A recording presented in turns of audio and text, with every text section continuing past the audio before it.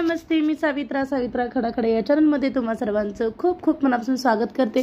चला तर मग आजच्या नवीन दिवसाच्या नवीन ब्लॉगला सुरुवात करूया। तर आज आहे संडे आणि संडे असल्यामुळे म्हटलं चला आज ब्रेकफास्ट बनवूया। काल तांदूळ वगैरे भिजू घातलं होतं आणि मी आज ना तांदळाच्या पिठाचे आप्पे बनवणार आहे। त्यासाठी इकडे कुकर पण लावून घेतलेला आहे, म्हणजे थोडंसं आमटी बनवणार आहे, सांबर आणि चटणी पण बनवणार आहे। आणि इकडे बघा तुम्ही पाहू शकताय, मी इकडे ना आप्पे मध्ये घालण्यासाठी ढोबळी मिरची आणि कांदा, 2 टोमॅटो, 2 कांदा आणि 2 ढोबळी मिरची अशी चिरून ठेवलेली आहे आणि मिरची पण ठेवलेली आहे थोडीशी पेस्ट घालण्यासाठी। आणि हे भिजू घातलेलं आहे चटणी बनवण्यासाठी। मी जास्त करून खोबऱ्याची चटणी बनवत नाहीये, शेंगदाणा आणि डाळाचीच चटणी बनवते। आणि इकडे ते बघा मी छानपैकी अशी फोडणी दिलेली आहे, जिरे मोहरी टाकून घेतली, त्याच्यामध्ये ढोबळी मिरची, कांदा, टोमॅटो वगैरे सगळं टाकून ना छानपैकी असं परतून घेतलं, जेणेकरून ना कच्चापणा लागणार नाही ढोबळी आपल्या आप्पेमध्ये। आणि तुम्ही पाहू शकताय मी आप्पेच्या पिठामध्ये ना छानपैकी असं सगळं टाकून घेतलं, म्हणजे टोमॅटो, कांदा, ढोबळी मिरची, जिरं आणि थोडीशी मोहरी, मी चवीपुरतं मीठ वगैरे टाकलेलं आहे। खूप छान होतात बरं का आप्पे। आणि आता तरी उन्हाळ्यात दिवस आहे, खूप लवकर असं म्हणजे परमनंट होतं बरं का पीठ। आणि थोडंसं सोडा टाकलेला आहे, सोडा टाकल्यामुळे आप्पे खूप छान असं फुगतात। आणि इकडे मिरचीची पेस्ट पण टाकलेली आहे, थोडीशी म्हणजे टेस्ट छान यायला पाहिजे म्हणून आम्ही थोडीशी मिरचीची पेस्ट टाकलेली आहे।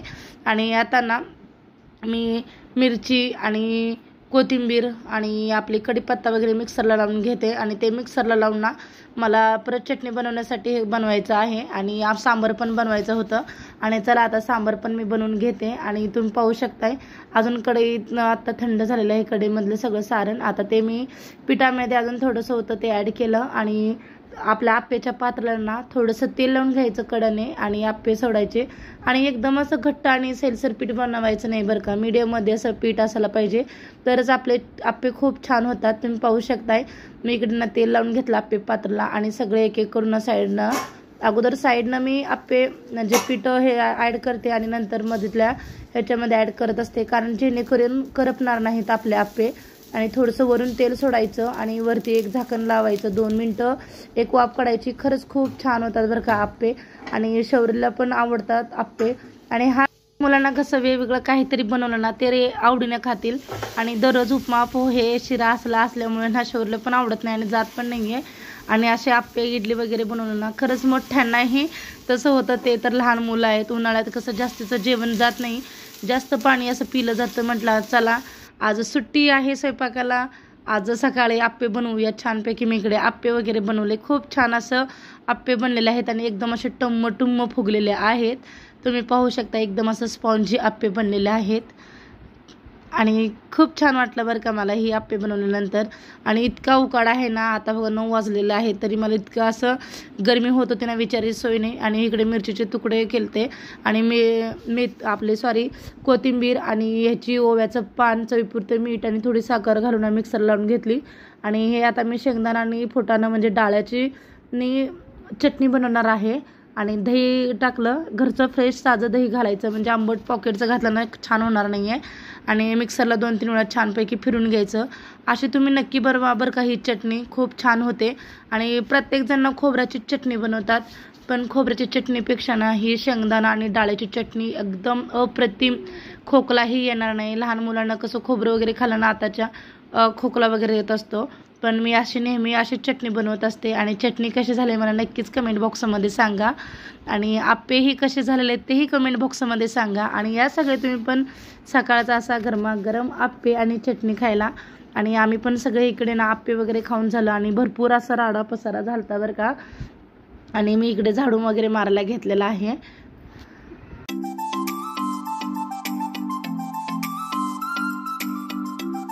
असेल ना अजिबात सुट्टी नसते बरं का, काही ना काही आपलं घरातलं काम वगैरे असतातच।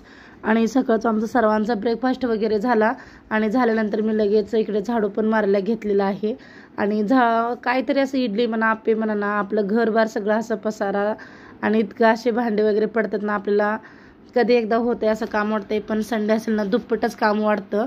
पण डेली स्वयंपाक करून लगेच मग आपल्याला काम लवकर आटपतं, पण असलं आप्पे आणि इडली वगैरे बनवला दिवसभर त्याच्यामध्येच आपला दिवस जातो बरं का। तरी ना संडे असणार दुप्पटच काम वाटतं. आणि आज सुट्टी आहे मला, एक दिवस तरी सुट्टी असते. त्याचा दिवस ना कसा जातो ना ते कळतच नाहीये. संडे असले की नाही डेली कसं ब्रेकफास्टमध्ये उपमा आणि आपलं पोहे वगैरे असतात. पण म्हटलं आता चला संडे आहे तर संडेच्या किंवा संडे किंवा सॅटर्डे काहीतरी असेल ना सुट्टी असेल की मग ब्रेकफास्टमध्ये आप्पे, डोसा, इडली असा ब्रेकफास्ट असतो. आणि मी पण ना आज सकाळीच आप्पे बनवले होते आणि चला म्हटलं आप्पे वगैरे झाले आणि बाकीची कामं वगैरे करायची होती. आणि आज स्वयंपाकाला सुट्टी आहे आणि स्वयंपाक झाला की म्हणजे डेली कसं स्वयंपाक सकाळी नाश्ता झाला की लगेच स्वयंपाक वगैरे बनवायचं असतं. पण आज हॉलिडे असल्यामुळे ना सुट्टी असल्यामुळे मग स्वयंपाकाला सुट्टी आणि सकाळी आप्पे बनवले. आणि आता मग घेत आणि लगेच मग घेतलेलं आहे मी केळीचे वेफर्स बनवण्यासाठी. मळ्यामध्ये ना भरपूर असे केळी लागले होते आणि इतके घड होते की 7-8 घड होते. आणि ते घड असल्यामुळे म्हटलं आता चला वेफर्स वगैरे बनवूया. पिकलेले केळी जास्तीचे कोण खाणार नाही, शौर्य पण जास्त खात नाही. वेफर्स बनवले तर कसं आवडीने खाईल म्हणून मी ना छानपैकी आता वेफर्स बनवणार आहे. चला तर मी तुम्हाला दाखवते. माझी सकाळची सगळे वगैरे कामं वगैरे झाली आणि दुपारची पण कामं झाली. आणि आईना म्हटलं आई थोडंसं मला मदत कर लागा. आणि आई पण मला मदत करतात बरं का. केळी भरपूर सारी अशी केळी आणली होती आपल्याच मळातील आणि केळीवरचं असं साल काढून घेतलं. आणि साल काढल्यानंतर बघा आई छानपैकी त्याला ना वेपर्स म्हणजे आपण वेपर्स कसे पाडतो ना तसे स्लाइस पाडायचे त्याच्या एकदम असे छान. किंवा अशा हुब्या पण पाडलं तर चालतंय. मग आईने अशा गोल अशा पाडलेल्या आहेत, खूप छान असे पाडलेले आहेत बरं का. आई मला मदत करतात. आणि हे मी बनवलेलं आहे.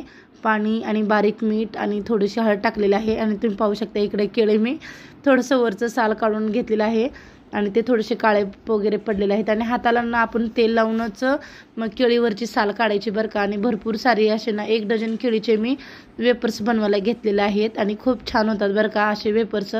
आणि तेलामध्ये ना आपण एक करून असं सुट्टे वेपर्स सोडायचे म्हणजे अजिबात चिटकणार नाहीत वेपर्स आणि खूप छान होतात बरं का. आणि त्याला मीडियममध्ये ठेवायचं, आपण फास्ट ठेवायचं नाही. फास्ट ठेवला तर ना एकदम असं करपून जाते वेपर्स.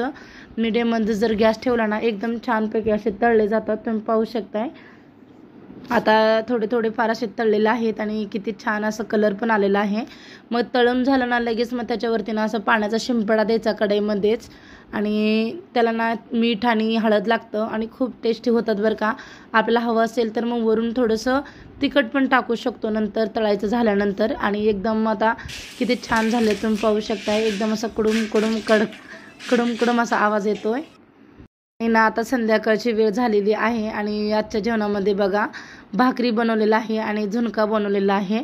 खूप छान होतो बरं का असा झुणका. आणि तुम्ही पाहू शकताय मिरचीचा ठेचा बनवून मी झुणका बनवलेला आहे आणि भाकरी पण झाल्या. आणि सकाळपासून ना हेच कामं चाललेले आहेत. सॅटर्डे आणि संडे मला 2 दिवस सुट्टी असते, पण संडेला जास्त असते, पण सॅटर्डे असे कधीतरी सुट्टी असते. आणि इकडे मी झाडू वगैरे मारला घेतला आणि आमची जेवणं वगैरे झाली. आणि शौर्य बघा तो दुपारी झोपला होता म्हणून त्याला काही झोप आली नव्हती आणि मी झाडू पण मारला घेतला. आणि मी बनवलेले वेफर्स कसे झाले आहेत मला नक्कीच कमेंट बॉक्समध्ये सांगा. आणि तुम्हाला जर माझा थोडा जरी व्हिडिओ आवडल्यास एक लाईक करा आणि जास्तीत जास्त लोकांपर्यंत शेअर करा आणि सबस्क्राईब करायला अजिबात विसरू नका. आणि पुन्हा भेटूया अशा छानशा व्हिडिओमध्ये. तोपर्यंत बाय बाय.